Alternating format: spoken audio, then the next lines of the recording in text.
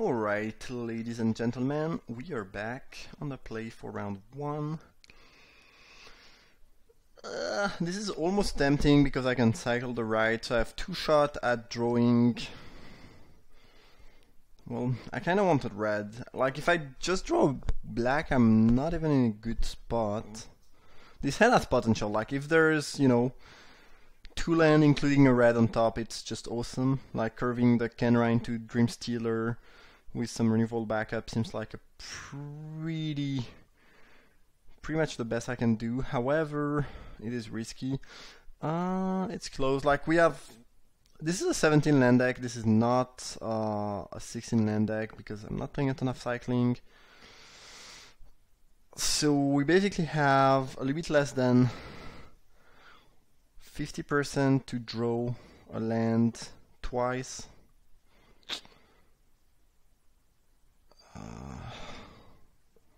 This is as close as it can get, especially since mulliganing on the play is quite costly. I will keep, but yeah, I don't know, it's really close. It might be right to just mulligan, honestly. It's probably right to just mulligan. Alright. And Lizard. Okay, we got the red, which is nice. Now, how to sequence that? You can just drop the Kenra, make their Lizard unable to block, and start to beat down. It's probably the way to get the most damage.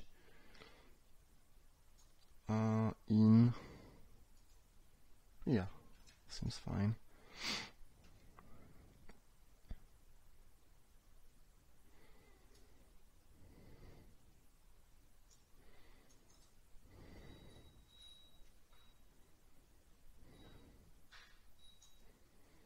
This card seems good. Their Lizard is solid. I mean, I'd rather have the good old 2/3 with the same ability, because the body is a little bit more relevant. Whereas this one really needs the ability to, kind of do something.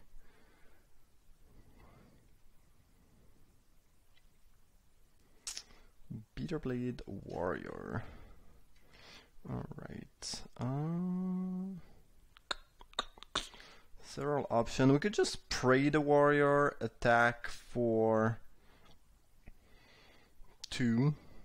Kinda wanna keep the spray to be able to play it alongside a 2-drop a little bit later on. So the Vile Manifestation is right now a 1/4, which does block the Lizard very well. Doesn't block the warrior that well.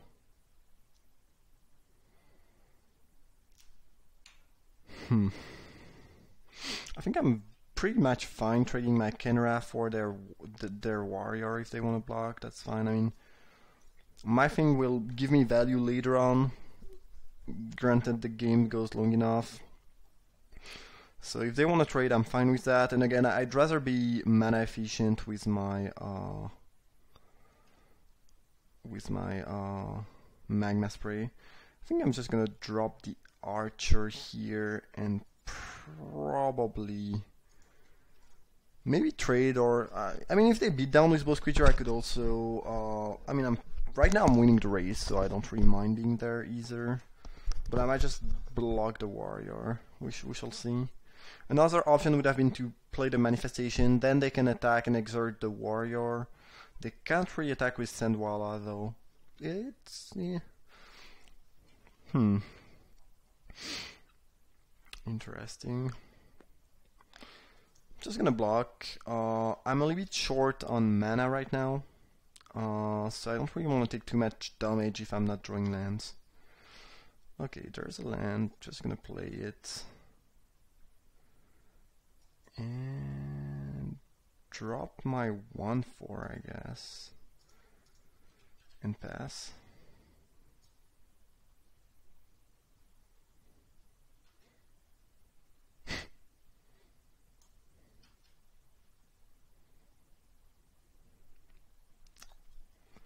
So right now they don't have great attack unless they have some tricks.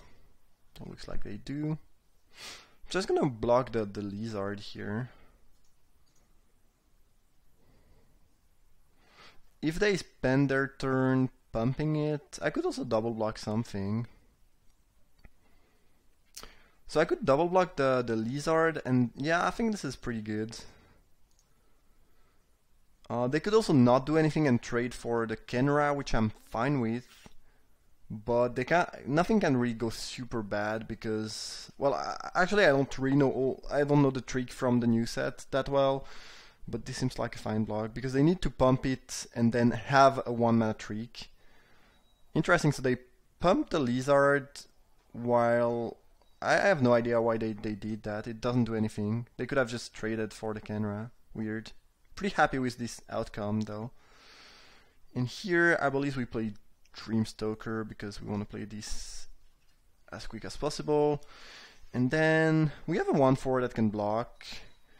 They might want to keep some creature back to not get to not have to discard. We have quite a bit of removal. Yeah, this is looking pretty good. The risk if you double block the Harry or Naga is that they spend 3 mana, 2 mana, or more, anything more than 1 mana on a +2/+2, and then type of, I don't know, any type of +2/+2, and then you lose both creature or get 2 for 1. Whereas if I double block the Rootwalla, there's nothing that bad that can happen for me, unless they have a 1 mana +2/+2 trick. But unless there's a new trick in the new set that I'm not aware of, this is not the case. I'm just gonna block here. If they want to pump and kill my manifestation, they can do so.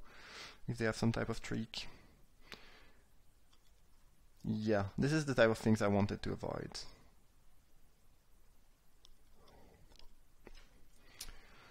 Alright, so I believe we'll just start to hit their hand. And then probably that we will clear 2 creatures, because at this point it's mostly about us not dying.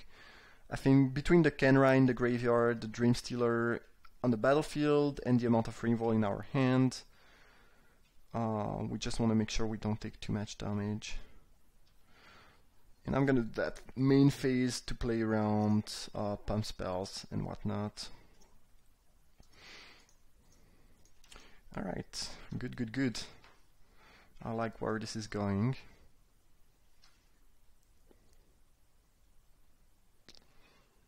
Okay, cycling the old Cyclans. I mean, not the old, like really old, but the one from Among Cats.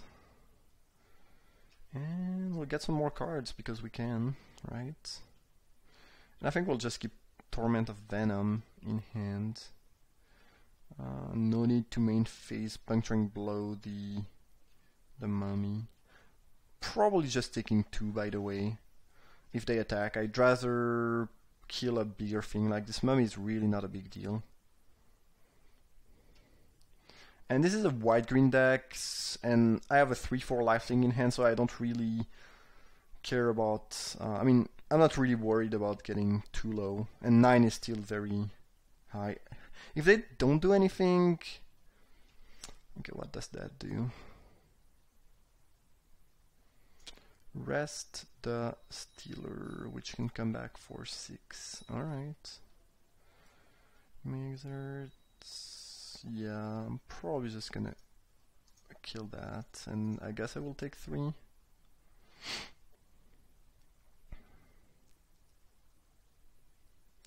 Alright. So both Eternalized guy I do have, cost 6. I guess we'll just play Kenra then. And probably just sack Stealer, sorry. Dreamstalker is another card. Ambuscade. Whoa, that's ballsy. Like, if I have any instant or sorcery, you get destroyed for making that play, but I don't. So okay, you got my Kenra. Jeez, yeah, I mean, they might not have another choice than doing that, but I don't really agree with that play. So, upkeep, they either, yeah, they basically lose 3. I don't think they want to lose their mummy.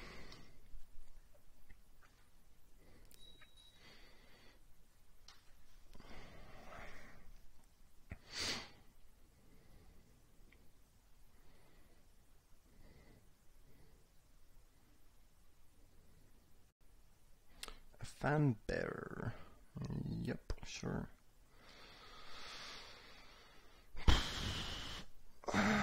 At this point, we are better off killing something than playing the Bone Lasher, I believe. Just kill the mummy because it deals more damage. Like, this is not really a clock. And this is gonna kill them rather fast. Jeez, Yavan has been drawing really, really well. Like, removal into creature removal into creature, that's just great in that specific spot. That's pretty crazy. We might just lose now. I thought we were in great shape, but like the 3 last top decks were quite insane. And we are still off a 5th mana. So now they can tap the Minotaur. Well, if they tap Minotaur main phase and attack, I'm not even sure this is that great for them. Well, it's gonna be very close. But the Resident Kenra might have been the only card in their deck that could make this game close. Oh, I like them not attacking here. Ooh, that's pretty sick. How do we play that? Well, I guess we go to combat in any case.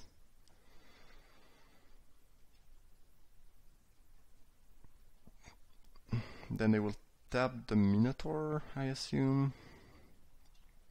Upkeep, they will discard. They can still sack stuff, though. And now, this can block because I control another zombie. So, unless they have a pump spell or they top deck something, we should be good. Since the runes will kill them. Yeah. Oh, I'm so stupid. Jesus Christ. For some reason I was sure this... I thought this would enter the battlefield tapped. Obviously it doesn't. Yeah. So we had lethal here. We might just lose for that reason. Yeah. I don't know, I was thinking about the cycling desert, but obviously this doesn't come into the battlefield tap. And we could have just won on the right away. They do have overcome in their deck. I will not complain if they top deck something and kill me, because I definitely deserve it after messing that up. Ooh, new sets. Ugh. Time to learn cards. Well, this is my first time. It's not even my first draft. This is literally my first time ever playing with the with the set, and I haven't played Magic for a little bit more than 1 week now. So don't be too harsh on me. This was probably pretty brutal to pretty atrocious to see. All right. I think we will not be siding match unless we see really powerful artifact or red cards, basically. Oh my, oh my. Read your cards, dude. Obviously these lands would be a lot worse if they enter the battlefield tapped. Lethal Sting is pretty cool with Soul Stinger, by the way. I think this is a keep. It's kind of slow. We know they have a rather aggressive deck, but Splendid Agony is usually very good against aggressive deck. And, you know, this is just some decent creature, reinvolve a couple lands. We are on the draw too, so we should hit that third land. And that card is good and threatening, not as much in the eye of Splendid Agony though. So there is that. So I feel like they will attack and exert. If they attack and if they don't exert, I might just block though. I'm probably just blocking if they don't exert, and if they have a trick, I don't really care. Sure. Got me. And then I will probably just drop a land and pass the turn, which is quite suspicious, but yeah, I mean,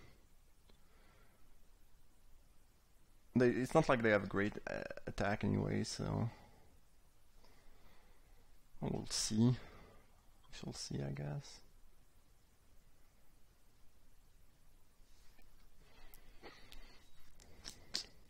Champion of Ronath.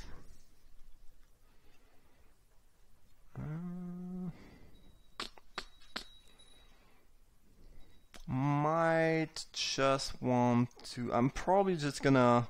Well, I guess I can lethal sting whatever they play with Champion of Ronath.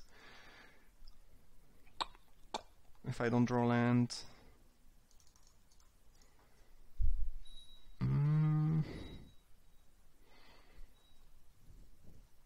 So the Bone Slasher doesn't block very well. So basically, if I don't lethal sting the champion, I pass my turn here. I could pay Bone Slasher though, and then I could lethal sting whatever they put onto the battlefield with Champion of Ronath, and kill it later with Torment of Venom.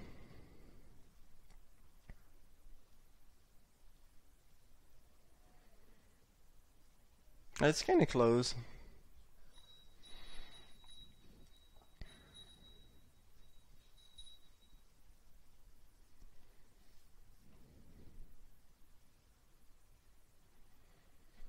I guess I'm just gonna pick play Bone Slasher.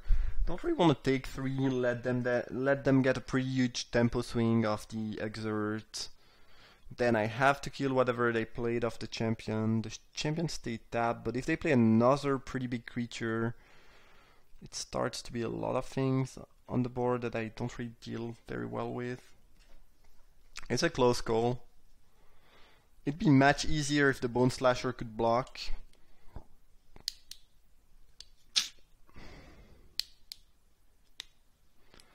Then I would be fine just playing it, trading with champion and killing their dude. But if they end up with, champion still being annoying and there and dealing 3 during the turn, a big creature and a medium-sized creature, I'm pretty far behind, and my Bone Slasher really cannot block or race.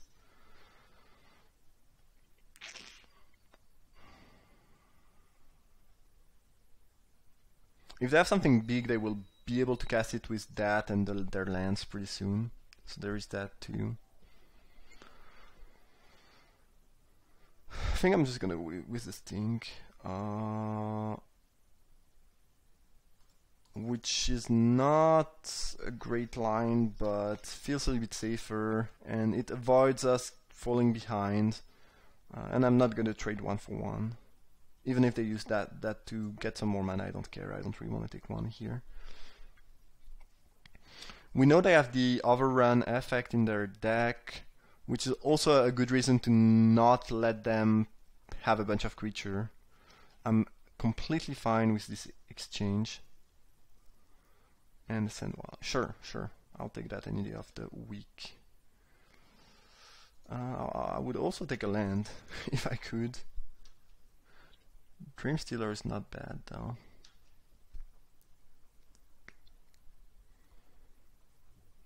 It's kind of weird because this is just a good old 17 land deck, but we've had quite a bit of trouble just hitting our land drop. I have no idea why, but it's been pretty difficult. I think I'm just gonna play that and trade with their tender. Like, it's not great, but I'm pretty much winning this game unless if it goes long enough, given what I have in hand. So I just don't want to die if possible. Cycling that, sure.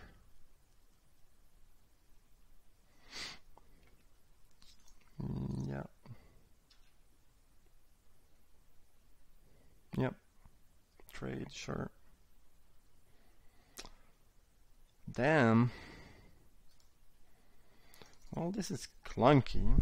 Because yeah, there's literally no way I lose that with 1 more land, but here if they have a pretty good creature right now, we'll be in trouble for sure. Still nothing. Okay, well, that's good news, I guess.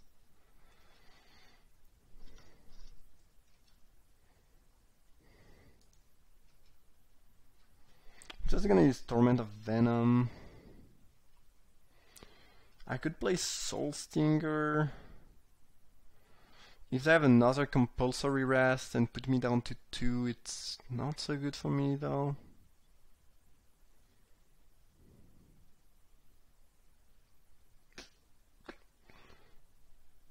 No, I think we'll just pass and... I guess they could have their +3/+3 trick and put me down to 2, but then the Sandwala still dies end of turn and they get 2 for 1. So I would not be unhappy about that.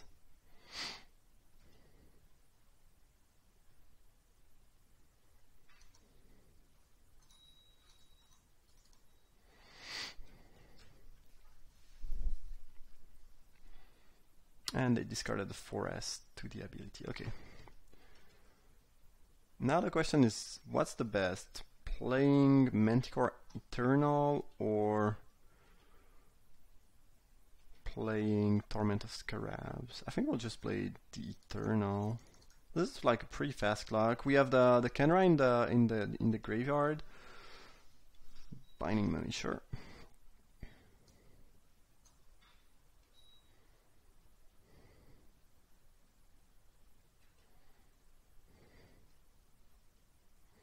I wonder if they have their Overrun in hand. That's just pretty bad right now because I used quite a bit of removal, quite a lot of removal.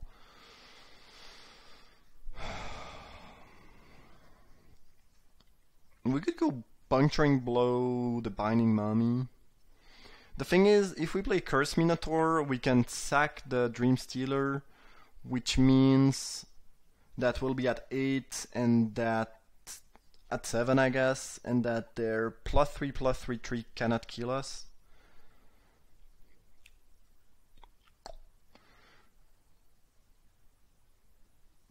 Using Puncturing Blow now means that... again, I don't know the trick well enough, but if they have something like Jeru's Resolve into +3/+3, we lose. If they have 2 +3/+3 or a +3/+3 and a +2/+2, we lose by playing Curse Minotaur.